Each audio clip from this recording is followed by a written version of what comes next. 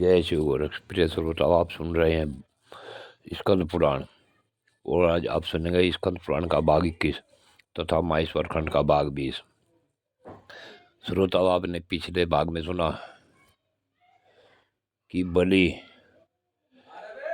ने गुरु शुक्राचार्य के कहने से नर्मदा नदी के तट पर बड़कोकुश नाम से प्रसिद्ध जो मान तीर्थ है वहां पहुंचकर संपूर्ण पृथ्वी को जीतकर अपने अधिकार में कर लिया और गुरु की आज्ञा से उसने अनेक अश्वमेध यज्ञ करने शुरू किए।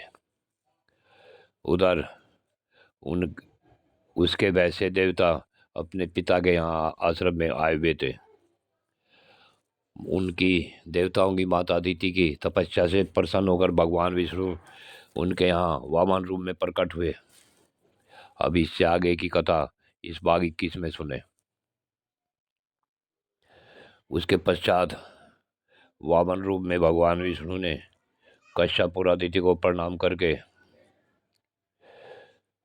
कहा, हे पितादेव, बोलिए क्या आज्ञा है। तब महर्षि कश्यप ने बलि से परेशान होने वाले देवताओं के बारे में बताया तो वामन जी बलि के शाला में पहुंच गए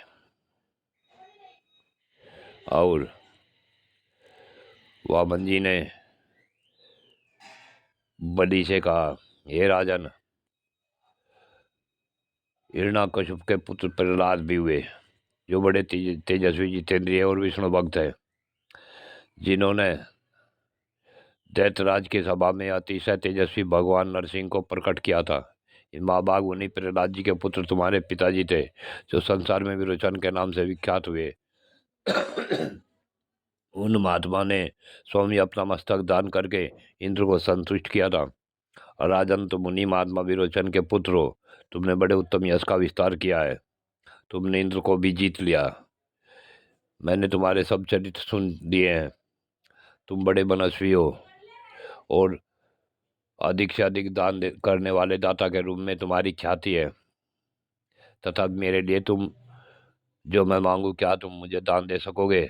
तब बलि ने कहा कि ये ब्राह्मण मांगिए। तब भगवान विष्णु ने कहा कि केवल मुझे तो तपस्या करने के लिए 3 पग पृथ्वी चाहिए। तब विरोचन कुमार बलि ने हंसकर कहा, महाभाग, मैं पर्वत, बड़े बड़े जंगल और संपूर्ण द्वीपों से समुझी पृथ्वी तुम्हें दे दूंगा। तुम मेरी दी हुई इस भूमि को ग्रहण करो। वामन जी ने कहा, दैत्यराज, स्वयं चलते समय मेरे 3 पगों से जितनी पृथ्वी मापी जाए उतनी मुझे दीजिए। ब्रह्मचारी की बात सुन बलि ने हंसते हुए कहा, बहुत अच्छा। उसी समय पर वामन जी जो ही पूजन करके राजा बलि शुक्राज वामन जी को 3 पग पृथ्वी देने के लिए तैयार हुए तो ही शुक्राचार्य ने उन्हें रोक दिया और कहा, दैत्यराज, ब्रह्मचारी के रूप में साक्षात विष्णु है, इन्हें तुम दान न देना। ये तो इंद्र का कार्य सिद्ध करने के लिए आए हैं और तुरंत तुम्हारे यज्ञ में विघ्न डाल रहे हैं। अतः अध्यात्म तत्व का प्रकाश करने वाले विष्णु तुम्हारे द्वारा इस समय पूजा पाने के योग नहीं है।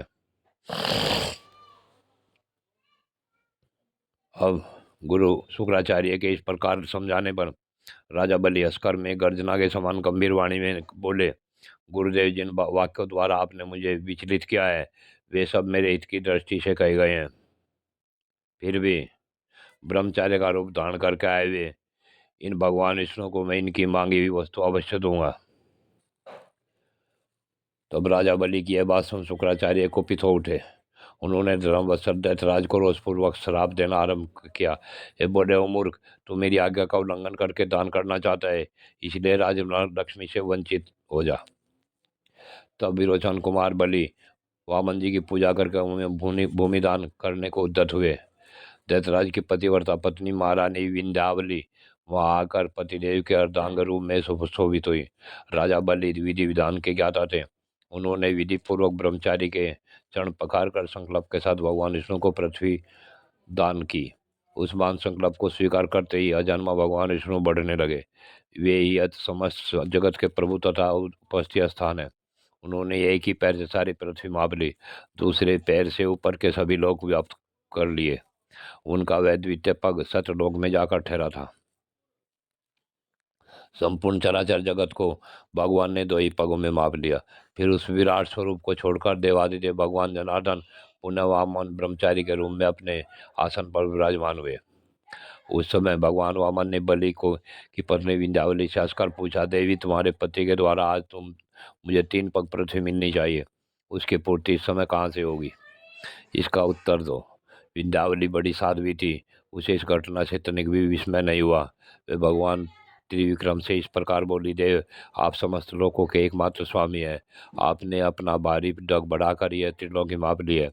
इसी प्रकार संपूर्ण जगत आप में व्याप्त है, संसार के एकमात्र बंधु आप ही हैं, आपके स्वरूप की तुलना नहीं होती। भला हम जैसे लोग आपको क्या दे सकते हैं? इसलिए इस समय मैं जो भी निवेदन करूं उसी के अनुसार आप पूर्ण मानिए। मेरे स्वामी ने इस समय आपको 3 पग भूमि देने की प्रतिज्ञा की थी, उसके अनुसार मेरे पूज्य पतिदेव तीनों पगों के लिए स्थान इस प्रकार दे रहे हैं। पर वो देवेश्वर आप अपना पहला पग मेरे मस्तक पर रखिए, जगतपति दूसरा पग मेरे इस बालक के मस्तक पर स्थापित कीजिए तथा जगन्नाथ अपना तीसरा पग मेरे पति के मस्तक पर रख लीजिए।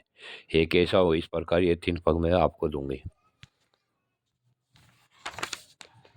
विंध्यावली की यह बात सुन भगवान विष्णु बड़े प्रसन्न हुए और राजा बलि की मधुर वाणी से बोले, अर्थात मैं तुम पर बहुत प्रसन्न हूँ, बोलो मैं तुम्हारा कौन सा कार्य करूँ? महामते संपूर्ण दाताओं में तुम सबसे श्रेष्ठ हो, तुम्हारा कल्याण हो, मैं तुम्हारी संपूर्ण कामनाएं पूर्ण किए देता हूँ। भगवान वामन ने ऐसा कहकर विरोचन कुमार बलि को बंधन से मुक्त कर दिया और उसे छाती से लगा लिया। तब बातचीत करने में चतुर राजा बलि इस प्रकार बोले, प्रभु आपने इस संपूर्ण जराचर जगत को उत्पन्न किया है, तो आपके चरण बिंदु के सिवा दूसरी कोई वस्तु मैं नहीं चाहता। हे देव जनार्दन, आपके चरण कमलों से मेरी भक्ति सदा बनी रहे।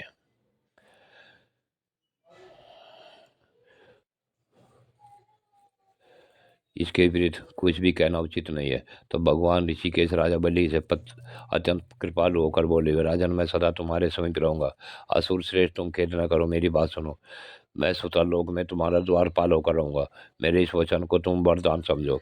आज मैं तुम्हारे लिए वरदायक होकर उपस्थित हूँ, अपने विकुंठवासी पार्षदों के साथ तुम्हारे घर में निवास करूंगा। अतुल तेजस्वी भगवान विष्णु का यह वचन सुन दैत्यराज बलि असुरों के साथ सुतरलोक को चले गए।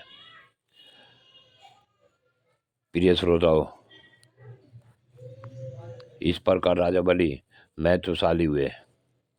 पूर्व काल में ज्वारी के रूप में उत्पन्न उन्होंने परमात्मा शिव को जो दान दिया था उसी का यह फल है।